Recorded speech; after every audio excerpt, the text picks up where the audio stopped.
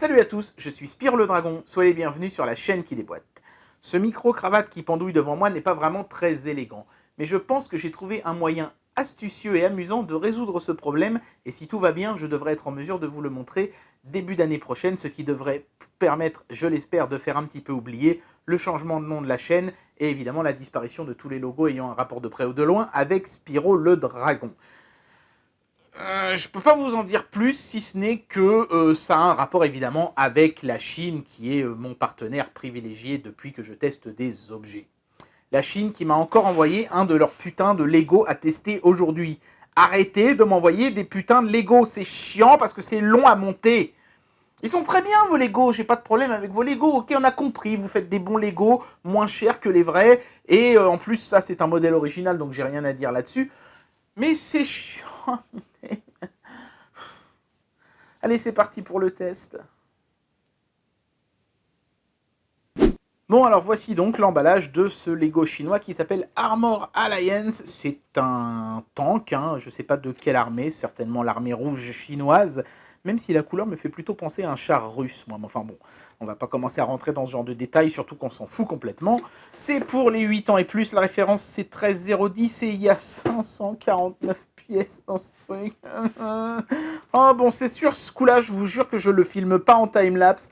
Tant pis, vous allez le voir directement monter parce que non mais c'est juste trop long. Le timelapse, il faut filmer pendant des heures, du coup il faut intervertir les batteries et tout. Non, stop. Bon, de toute façon, vous savez comment ça se monte un Lego maintenant, je pense que vous avez compris.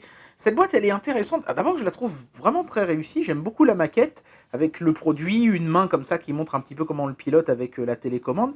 Et puis surtout cette bande orange avec les plus produits, à savoir la taille de l'engin une fois monté, et la présence de ce moteur donc qui répond aux ordres par la télécommande. Non, c'est pas mal fait, hein. C'est presque limite mieux fait qu'une vraie boîte de Lego.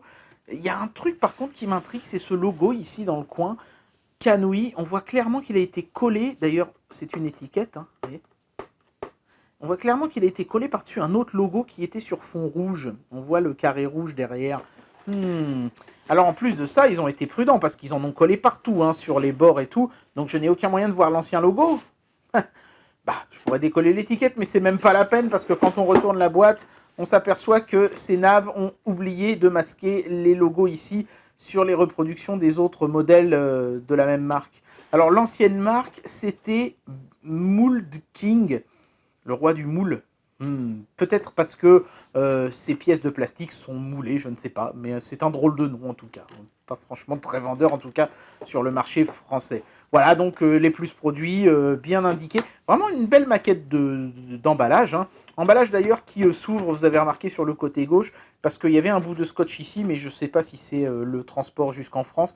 Quand il est arrivé ici, il était parti quelque part au fin fond du carton. Voilà. Bon, on va procéder au déboîtage immédiatement, parce qu'il n'y a pas grand-chose.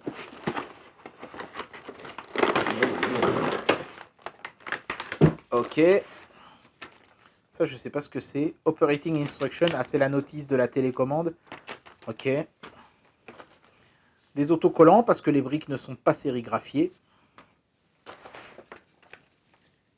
Et la notice sur laquelle il n'y a pas de logo, donc ils n'ont pas été obligés de masquer quoi que ce soit là-dessus. Comment est cette notice? Ça va, elle a l'air d'être plutôt bien détaillée, plutôt bien expliquée. On nous indique quelles pièces il faut mettre et où il faut les mettre. Ça a l'air propre. Ici, il y a une échelle pour la taille et la longueur de certaines briques. Donc, tout va bien. On devrait s'en sortir. Les pièces sont dans des sachets plastiques, hein, façon Lego. Là, il n'y a rien à dire là-dessus. Mais pourquoi avoir gâché un sachet pour mettre juste 2 pièces? Ça m'échappe un petit peu.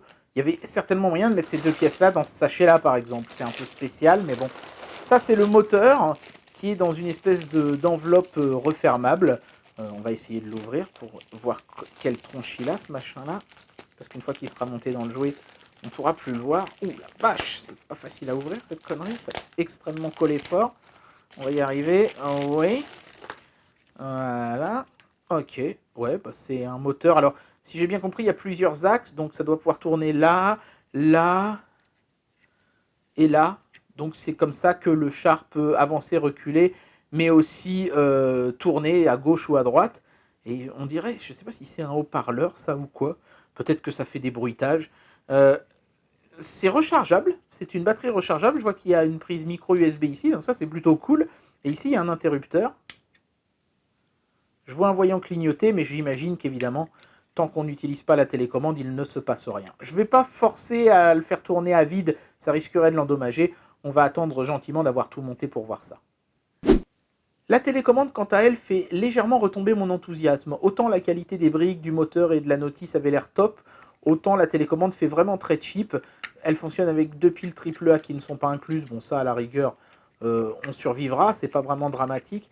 Par contre, les boutons qui sont dessinés là sur l'avant sont complètement bidons. En fait, ils s'enfoncent littéralement dans la coque plastique sans rien activer derrière. Même chose hein, pour cette espèce de gâchette sur le dessus. Le plastique de la coque fait vraiment très cheap. Vous voyez, j'arrive à le déformer juste en appuyant dessus. Et le dessus a l'air de mieux fonctionner. Mais globalement, ça fait quand même pas très solide tout ça. L'enthousiasme retombe d'un cran avec ça. Hein.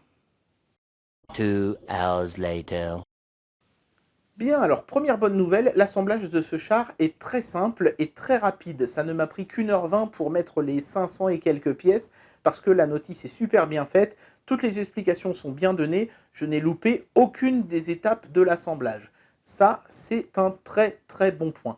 Par contre, j'ai un petit mauvais point, c'est que j'ai eu un problème avec une pièce. Celle-ci, attendez, je vais faire le point manuellement parce qu'elle est tellement petite que j'ai peur que la caméra n'y arrive pas. Voilà. Et en fait, cette pièce-ci, vous voyez, elle se finit en clip, rond, comme ça, alors que normalement, elle devrait se finir en croix, comme celle-là. Il manque en fait une pièce comme ça, mais avec un embout en croix comme ça. Du coup, ce que j'ai fait, j'ai été obligé de percer au Dremel. En fait, c'est cette pièce-là qu'on voit ici, à une des extrémités pour que la croix devienne un rond et que je puisse utiliser cette pièce-là au lieu de celle qui était prévue à la base. C'est un mauvais point parce que quand on est obligé de sortir des outils pour finir un jouet comme ça, c'est pas bon. C'est le seul problème que j'ai rencontré, c'est un petit peu dommage, mais il fallait quand même le signaler. Maintenant, reste à voir comment fonctionne la partie motorisée. Bien voilà, donc j'ai rechargé la batterie du char, j'ai mis des piles dans la télécommande. D'ailleurs, ça la rigidifie, c'est plutôt bon signe. Et maintenant, on va voir comment roule cette petite chose. J'espère qu'il ne va pas aller super vite et se casser la gueule, parce que ça me ferait chier après avoir passé tout ce temps à le monter. On va voir. Oh, ça va. C'est rapide, mais pas tant que ça. Ouais, ok, donc là je fais avant et arrière. Donc en fait, il n'y a que 2 moteurs, hein, chacun contrôlant les chenilles gauche et droite. Quand j'appuie sur haut et bas, il fait simplement tourner les 2 chevilles, les deux côtés du moteur à la même vitesse. Ça fait avancer ou reculer le truc. Si je tourne d'un côté ou de l'autre, je pense que le sens de rotation va être inversé d'un côté par rapport à l'autre. Ouh, c'est pas mal, il fait même du surplace pour tourner. Ah, c'est chouette, hein. Et en plus, là, je suis sur une table qui est en bois lisse, hein, donc qui dérape un petit peu. Et malgré ça, ça marche bien. Hein. Ouais, c'est plutôt sympa. Vous voyez, je retire ce que j'ai dit. Finalement, la télécommande n'est pas si mal. Elle fait quand même un peu cheap. Hein. J'ai peur sur le long terme. Mais là, comme ça, en sortie de boîte, ça marche bien. Bien voilà, donc j'en arrive à la fin de cette vidéo. Je ne vais pas donner une note à ce produit, hein. Je ne le fais jamais sur des petits jouets comme ça parce que c'est pas vraiment significatif. Est-ce que je recommande ce jouet? Eh bien oui, franchement, après y avoir joué 5 minutes à la télécommande, je me suis tellement éclaté que je ne peux que vous le recommander. Mais à condition que vous soyez quand même un petit peu bricoleur et que vous sachiez rattraper les petites conneries qu'aurait pu faire le fabricant en vous glissant par exemple la mauvaise pièce dans la boîte. Parce que moi, ça a été mon cas, il a fallu que je sorte la Dremel. Si vous êtes capable de faire ça, vous pouvez y aller, c'est un excellent jouet, vraiment super fun. Par contre, si vous n'êtes pas très doué de vos 10 doigts et que vous préférez avoir un truc qui vous posera aucun problème et qui sera nickel en sortie de boîte, prenez plutôt un vrai Lego, tout simplement. Seuls les plus observateurs d'entre vous auront remarqué, vous pourrez le dire dans les commentaires d'ailleurs, que j'ai changé de coiffure entre le premier et le dernier plan de cette vidéo. En tout cas, j'espère que cette vidéo vous aura plu. Et moi, je vous dis à très bientôt pour un prochain test. Allez, tchuss! Merde!